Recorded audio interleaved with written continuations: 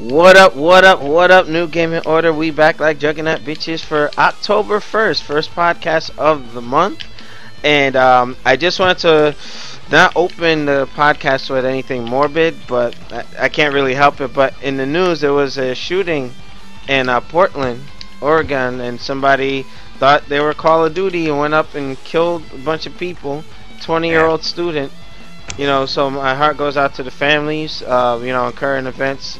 And it's just pretty sad, but and also where Hurricane Joaquin or whatever its name is fucking us up or whatever. Ghetto name, yo.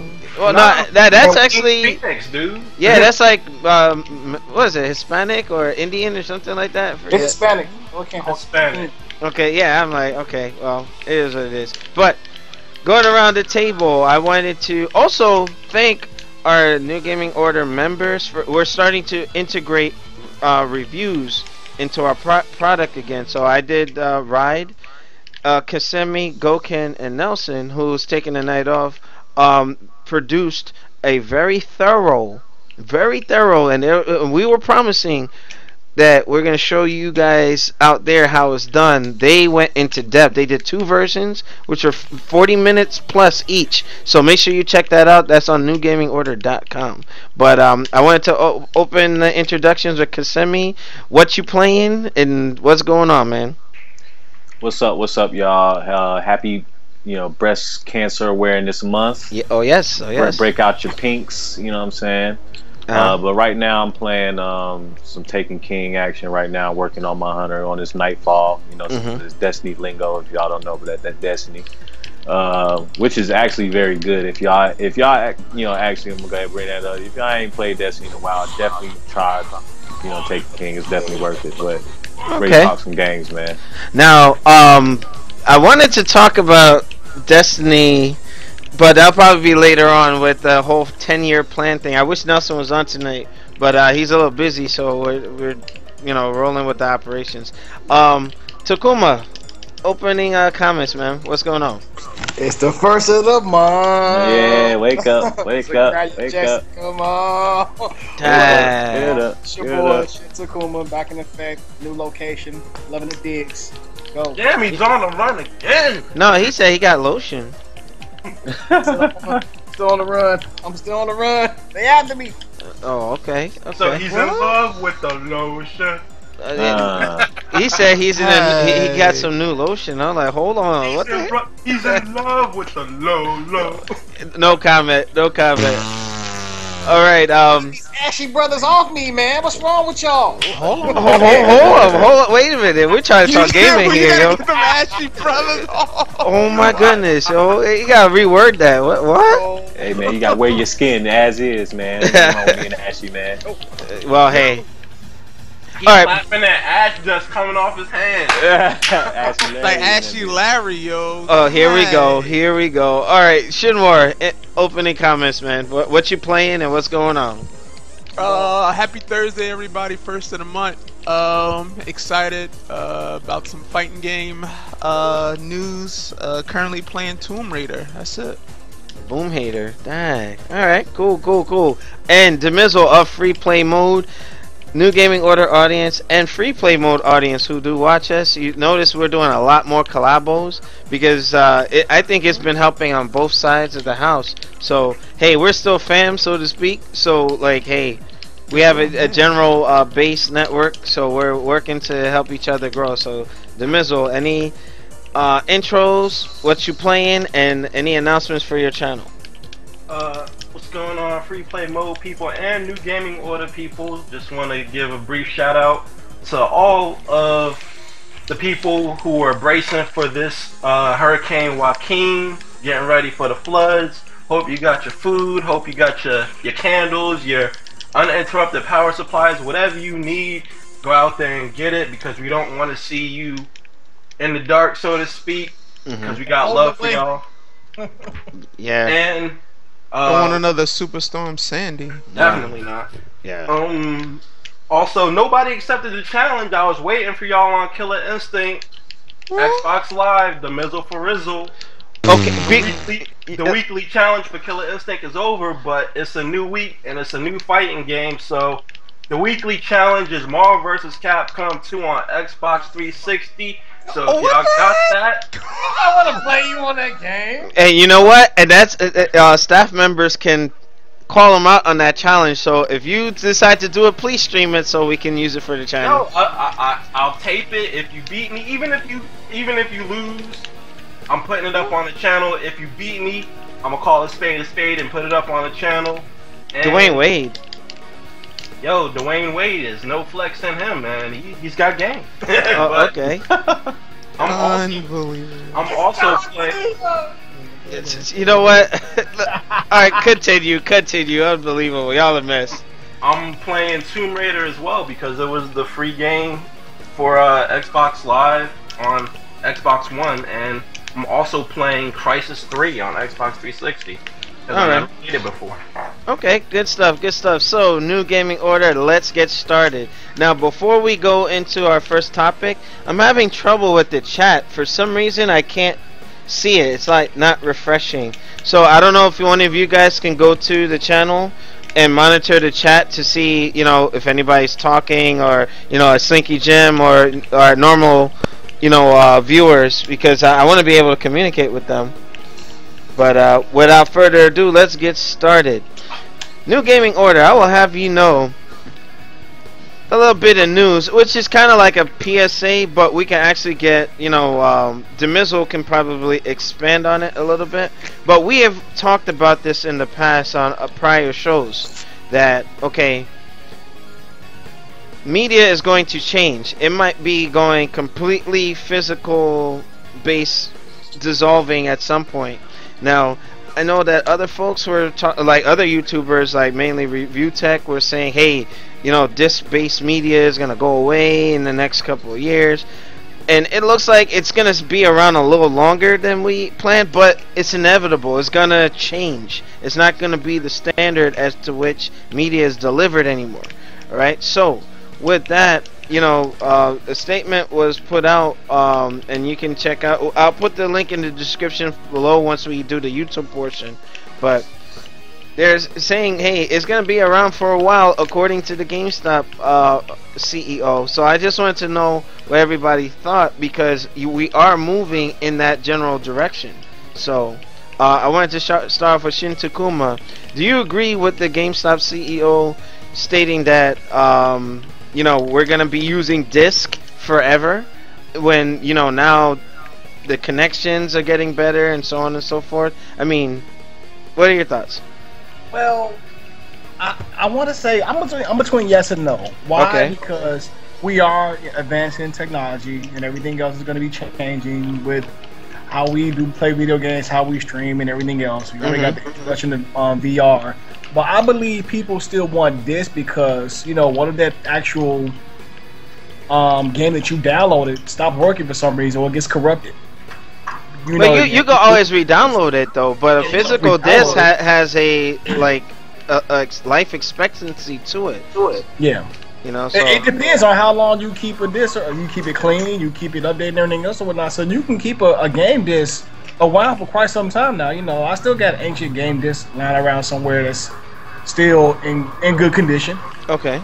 But you know, I think it'll be around for quite some time unless someone creates a new way to like put games on disc and it won't scratch or something like that. But I think it'll be around for quite some time. So I do agree with him to a certain degree, but you have to just wait and see as technology changes. So will we. So okay.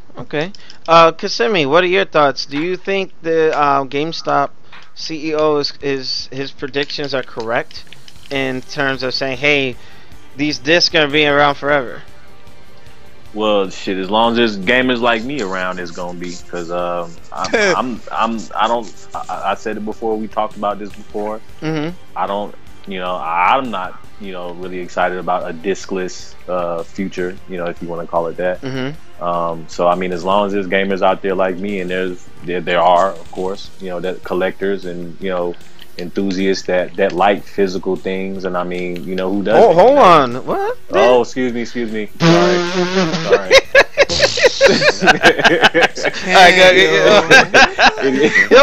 That's what he said. I'll just say physical things. You know, we all like physical things. You know, but unbelievable. It's one of those things where he understands what people want. You know, we all understand that discs aren't going anywhere anytime soon. I mean, this cloud ecosystem thing that we're talking about and all this diskless futures, I really wish that they just cut it out and just understand that people like these, items, these handheld items that I can actually hold, and you just feel that ownership. So, I hope he's right, and like I said, as long as the gamers out there like me, he's gonna be right. Okay. Now, Shinwar, what are your thoughts? Do you think that the GameStop CEO has a valid point in this? I think honestly that's him trying to justify their existence, because I don't think Blockbuster thought that they would be out of business now. You know what I mean? I don't think true, very true. I don't think like Palmer Video or all these other mom and pop places thought that they weren't going to be in business when the Netflix model came out. It's inevitable. I see a change coming, but I'll say my part at the end. But your thoughts? I think with diskless gaming, two answers. If they're gonna go that route, you gotta trick these consoles out with at least 2 terabytes of hard drive space. That should be like the minimum. Second, when you look at the PC, who's buying discs, CDs, DVDs for the PC? Everybody downloads it. Yeah, they go through Steam. Like a vast majority. But here's the thing: the hard drive space, it's so cheap now. 1 terabytes are like $50-$40. So you can have 3 1 terabyte hard drives in your system, and now be concerned about it with it filling up. But for consoles, PS4 and Xbox One, 500 gigs is not enough. Yeah, and before I give Demizzle the floor, those of you who are trying to get the 1 terabyte PS4s, beware. If you notice, the Generation 2 PS4s are the ones that run quieter, use less power consumption. What they're trying to do is, with those first generation PS4s, they're sticking 1 terabytes in to empty their stock or their surplus, so that they can, hey, we're already on Gen 2s. So be mindful of that. And actually, the Red Dragon, check out his YouTube channel. That's where I cited the information. And after reading some of the links and everything, man, I can't disagree with them. That seems like a smart move for Sony to do that, because hey, if they just want to purge that, hey, what way better way to go than to do it that way. But just be mindful of that, guys. All right, Demizzle, to round us off, what are your thoughts on, because I know you can get into a very detailed thing with the internet speeds and all that, because we've beat a dead horse, but I just want to focus on, do you agree or disagree, and why do you think that he's really trying to justify the need for a GameStop by saying, hey, disc-based games will always be here?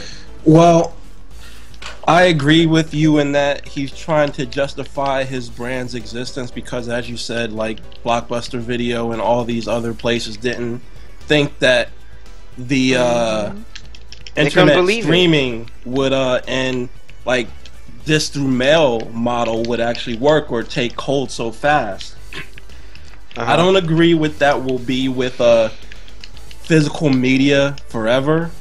Like I say within the next 10 to 15 years we are going to move to a predominantly digital distribution model, because 10 to 15 years from now, like, the internet speeds will be there, because they're there everywhere else in the world, just not in North America, because we're still operating off and 4G like we're still operating off the copper wire standard. What pretty much every other industrialized nation operates off the fiber optic model.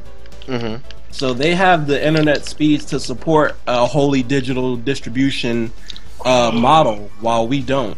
And the sad thing about it, us supposedly the greatest, well, we're the greatest nation in the world, and we're lagging behind in Got the certain slow things. internet. Yeah, you know what I mean. It just like it's an enigma World to me. travel.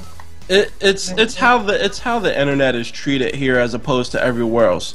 Everywhere else, like in Western Europe and in Southeast Asia, the internet is treated like part of the infrastructure. It's just something that gets done by the government. They go out and run the wires, and then they lease the wires and To the pump company. stations to the companies. They lease them to the telecom. Trump president. That's where I'm going. Dang. Like here, it's totally dependent on the telecoms to run the wire and maintain the service hubs. And if, like, say, like you guys all live within decent distance of major metropolitan areas or within major metropolitan areas. I live essentially out in the sticks. I am what you call last mile service. In the And- boondocks. L3. And Dang. if, like, say Verizon, say Verizon, well, they have determined, like, Verizon has determined that it's not cost effective to run Fios high-speed internet, which is fiber optic cable, out in this way because not enough people would subscribe versus the cost of maintenance. So that's how it is in the United States and much of North America. Greed. Yeah, it's corporate greed rather than infrastructure. Corporate something greed. that, and in the future, the internet. Well, not even in the future. Now it's happening now. The internet is essentially a daily part of everybody's lives. Like, if you're not connected to the internet, you're pretty much shut off from like 75% of all things happening within the world. Yeah. This, All-star. all right. So with that, you know, I to round it up, I hope, okay, if we do go all digital, there needs to be some sort of hybrid. Like, if you want to take a game that you downloaded digitally but put it on a physical media, so you have the choice to say, hey, you know what, I'm not comfortable with it being on the server or sitting on my hard drive somewhere. You know, That's how Steam is right now. Like, they have that model. Like, say if I have a game called Knockdown Blow 2, which is a karate game, and if it ever went off of Steam servers, I can easily burn it to a disk and preserve it and install it and play it at my leisure. That's true too. Now this is what needs to be spread across the, like, you know, for consoles. If they go that route, they need to adopt. Steam got it right. You know, let's you know, be honest. Steam got it right. The consoles need to adopt the Steam format with how they're doing things. It's only recently they started doing like digital sales and all this other stuff. Like, remember we were talking about it on podcasts way back when? It's almost as if I feel like they're watching YouTubers out there. Like, I don't know if you guys saw the video about the avatars, where I'm like, hey, they need to bring the avatars back, and all of a sudden November. I'm not saying my show or our show here is the prime thing, but I think they're listening.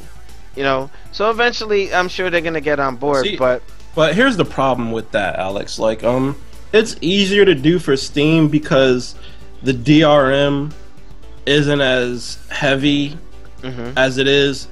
Like, a lot of these companies are not concerned with PC piracy, and while on the console side, like, it would hurt them a lot more. yeah, so you can't afford to have people burning their own disks because then you make it easier for them to decompile code and see, like, okay, this is where this is where the DRM is, and if we can patch this out, we can essentially just give the game away for free. No, but you do know that the consoles generally always sell better than PC games. They always do, but and so they're worried about like piracy. Like, come on, that's just greed. You know what I mean? no, but prime example. Look at the Dreamcast as a prime example. The reason why the Dreamcast system sold a lot was because it was an easy system to pirate for. Oh yeah. Like, shut up, yo! What the heck? Yo, putting us, Good times, bro. Good times. Like, literally, all you had to do was either download the game from the internet with the boot disc patched into the disc, or burn a boot disc and burn a copy of the game and load up the boot disc in the game. And while the system sales were not hurt by that, system game sales were hurt by that, because I remember having Marvel vs. Capcom 2 pirated well before it even came out in like Japanese. New Gaming Order, the views expressed by Free Play Mode does not represent Nelson and myself. The statute of limitations is long past on that crime. I'll be alright. But here's the thing too. I think with the whole piracy thing, if they do go all digital, they can have a little more security on it. Does everybody agree with that? Yeah, it's more than a little bit. It's a lot, because they're essentially controlling the content 100%. Okay, fair enough. Now, now Noob's timing is something else. You know, we're gonna round this segment out with. He's on? Yeah, he just got on. I'm right. You see, I set the podcast up tonight, so if folks want to show up late, I can just add them to the call, and we're still good. So, Noob, you're joining us at the tail end of this topic. The GameStop CEO is boasting that he feels disc-based games will never go away, and I wanted to know, you agree or disagree? I'm gonna agree to disagree. It'll be a very long time, and it'll take a few compromises. Number one, you have to realize, as of now, when you buy something digital, it literally has zero value, because once you can't trade it in. Yeah, you can't trade it. You can't do anything. Like, if it sucks, sorry. So they would have to implement some kind of, digital trade system. Huh? They need to do a digital trading system where Microsoft talked about that. Didn't you see the show, Noop? Didn't you see the show, Noop, way back when I said I would be okay with the digital stuff if, like, a game that I just have buyer's remorse for, I can be like, okay, take away my DRM and give me another game at like 20% off. At least, like, take the GameStop method, but digitize it. You know what I mean? Give credit towards a newer game. You know what I mean? Yeah. Like, you're gonna get more people who are gonna move behind it, as opposed to, like you said, zero value. I can't trade in my Sunset Overdrive. You know what I mean? It's still sitting on the damn drive. Yeah, that's and like, I read somewhere they were talking about, I think Microsoft, somebody was tossing around the idea of having a marketplace. You buy a digital game, let's say you're done with it, then they give you the right to sell your license to someone else in the digital marketplace. So it kind of like, that was early on. That was early on, but then the whole fiasco with the DRM within the Xbox One. I've heard it since then, but that's when, I mean, granted, there and then also, in my opinion, if you're gonna go discless, there needs to be a price cut. I mean, they need to be $5 cheaper. They need to be $10 cheaper. Nah, $10, yo. Here's the thing. Back in the day, before we conclude this topic, I remember where I was young when they were talking about this. You was a bum. Living on the main streets, yo. I remember these guys. I can't talk to them. I remember Sega said something to the effect where the cost of games would go up. I remember going into the Dreamcast and PlayStation 2 era that they have to go up in price because of printing the disc. Now, we're flash forward, like, all these years later, decades later, you're looking at the same prices, if not $10 more, and most of the stuff is delivered digitally. And then just think about what else you're saving. You're not even printing a disc. You're not shipping nothing. You're not packaging nothing. You're not doing none of that shit. So it should be at least $10 price cut for and not only that, the Halo 5 Guardians, one of the collector's items, I believe.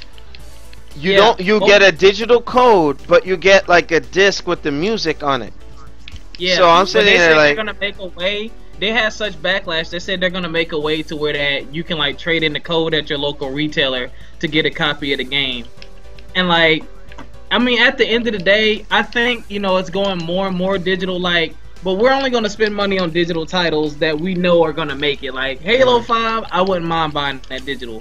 And man, you have to also realize you're cutting out a huge market of people, because I mean, there's a lot of people who don't have the internet speed. And Demizo was talking about that. And then think about this real quick. Think about this real exactly.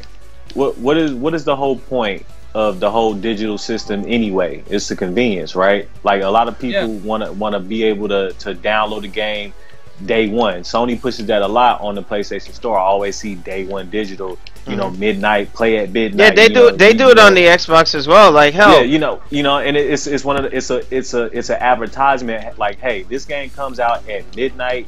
On the dot. You can play this game first. Before anybody else. As soon as midnight hit, you can play this game. And that's like one of the draws to being digital. Which I don't think that it's worth a $10 price cut on my game. No, I don't mind going to GameStop and going to get it, old school style. Yeah. If I know I got the physical copy and I own that, and I ain't got to worry about DRM and all that old crap like that. So Okay. But the other thing you gotta look at too is, like, one of the reasons I haven't bought my last few games digital, even though it was convenient, I didn't feel like going out. You still have competition like Best Buy, where you can get a membership and get 20% off brand new games for 2 years. So I'm not buying anything digital if it ain't cheaper than that. 'Cause I'm getting my games for like $52, and then I get a $10 coupon a week later. Just So go down to the veterans base and get the same thing tax free. Well, that is true. Us going to the PX, so, I mean, that's why I think they have to have that price cut, because there's still better physical options. Now, if they got rid of this completely, then yeah, we would have no choice but to pay whatever they offer. But they still have some competition. But I do think, when he says that, I think he means not for a while, but I mean 20 years from now, who knows, dog? Like, who knows? All right. Yeah, I said 10 to 15 years from now we'll be in a totally digital distribution market era. I might be out, though. Yeah. You know what? We're just gonna speculate, but you know what? New Gaming Order audience, make sure you rate, comment, and subscribe. For those of you in the chat, I don't know what's going on. I can't see it. Like, I tried Internet Explorer, I tried Google Chrome, it's just not working. So I don't know if anybody else can see the chat, because if anybody's sending us stuff, I want to make sure that we keep everybody engaged. But with that, rate, comment, and subscribe. Check us out on newgamingorder.com. The website is getting a lot more activity, so I'm actually going to post the videos there and then put the links from the video onto the Facebook page. This way we're generating more traffic to the site. Alright, so with that, we'll see you on the next segment. Rate, comment, and subscribe, folks. Peace.